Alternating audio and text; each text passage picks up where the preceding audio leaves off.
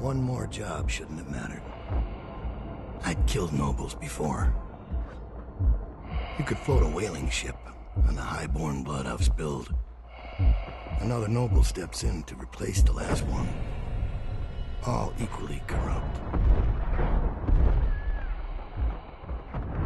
Why should an empress be different? Corvo's journey having come to an end, the Knife of Dunwall shows an alternate perspective of the game's events from that of Dowd, master assassin and leader of the Whalers. Haunted by his murder of the Empress, he is visited again by the enigmatic outsider who, in between taunting, seeds Dowd on a mission of self-redemption by finding the truth behind a name, Delilah. Though the opening sequence is the only one to really tie directly into Dishonored's main story, the Knife of Dunwall takes some good steps towards expanding the game's universe and lore, exploring new mythologies and mysticism, as well as new characters linked to the political and social climate of a plague-infested Dunwall. Cast consistency is ensured as Michael Madsen returns to voice Dowd, and Billy Lush as the outsider, while new characters like Billy Lurk, Dowd's second-in-command, carry across the main game's high standard of writing and voice work. In fact, high production values was the first thing to jump out to me with The Knife of Dunwall. I'm so used to seeing DLC adopt an almost fan mod-like quality in production that I was surprised to see this as anything but. Despite originating from the horse armor drama way back when, followers of Bethesda will recognise that when they put their heart into it, their DLC is generally very high quality. Arcane have adopted a similar policy here. They've spared no expense in time and effort to give The Knife of Dunwall a full production package, from new voice work and pre-mission animated introductions to new game assets and mechanics. On the downside, The Knife of Dunwall is really only one half of the story, as Dowd's narrative arc is expected to be completed by another DLC pack called the Brigmore Witches. Having an incomplete story proves to be less of an issue when you experience it for yourself, especially given The Knife of Dunwall isn't all that light on content, but a somewhat cliffhanger-like ending is likely to leave you wanting more. As for how it plays, The Knife of Dunwall is like having more Dishonored with some extra trimmings, the general formula unchanged, for better or worse. You've still got a competent and enjoyable stealth system with decent challenge for those choosing to play non-lethal, low chaos, and minimal alerts, yet the experience still steers towards unbalanced and overpowered for those who play recklessly lethal. I'm personally quite fond of this dissonance in playstyles and the experiences they offer, but those after a more aggressive and balanced lethal stealth system won't find anything here to change their mind. Those who do enjoy Dishonored's mechanics will be pleased to see that The Knife of Dunwall doesn't just copy across all of Corvo's abilities, but instead remixes a few for Dowd's specialities, as well as introduce new ones. Unlike Corvo, Dowd's blink completely freezes time while you aim, as long as he remains motionless, making it the perfect escape tool. Meanwhile, the Summon Rats ability has been replaced with Dowd's profession to call in backup assassins. On the equipment front, Knife of Dunwall offers new tools for both lethal and non-lethal play.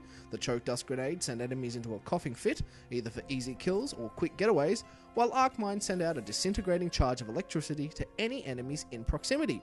To be perfectly frank, the new additions in both magic and equipment probably take Dishonored to even greater levels of unbalanced, as they empower Dowd with the ability or tool to get out of almost any situation imaginable. But at the same time, this all feels right at home with his character.